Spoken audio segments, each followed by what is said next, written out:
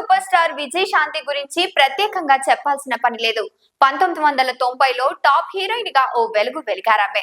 అగ్ర హీరోలతో నటించి సూపర్ క్రేజ్ సంపాదించుకున్నారు. ముఖ్యంగా చిరంజీవి విజయశాంతి కాంబినేషన్ లో వచ్చిన ప్రతి సినిమా హిట్ అయ్యింది. అంతేకాకుండా ఈ జోడీ మోస్ట్ హిట్ పేర్ గా మంచి గుర్తింపు వచ్చింది. బాలకృష్ణతో విజయశాంతి రిలేషన్ మెయింటైన్ చేశారనే రూమర్స్ కూడా తెర మీదకు వచ్చాయి.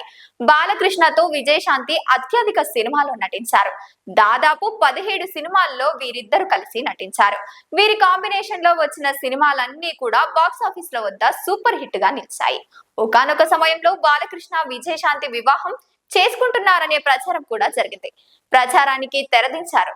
ఇండస్ట్రీకి ఎటువంటి సంబంధం లేని వ్యక్తిని విజయశాంతిని వివాహం చేసుకున్నారు. పెళ్లి తర్వాత కూడా సినిమాల్లో నటించిన విజయశాంతి బాలకృష్ణతో మాత్రం తిరిగి నటించలేదు. అయితే భర్త పెట్టిన కండిషన్ కారణంగా విజయశాంతి బాలకృష్ణతో నటించలేదనే రూమర్స్ తెర మీదకు వచ్చాయి. అయితే అలాంటిది ఏమీ లేదని తర్వాత తేలింది. పెళ్లి తర్వాత విజయశాంతి లేడీ ఓరియంటేషన్ సినిమా మాత్రమే చేశారు. హీరోలతో సమానంగా విజయశాంతి సినిమాలు తెరకెక్కాయి. దీంతో హీరోలతో సినిమాలు చేయడం ఆమె తగ్గించేశారు.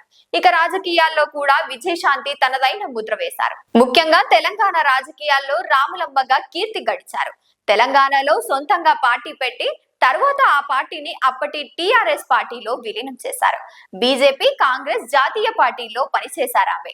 ఇక మహేష్ బాబు నటించిన సరిలేరు నీకెవ్వరు సినిమాతో విజయశాంతి రీ ఎంట్రీ ఇచ్చారు.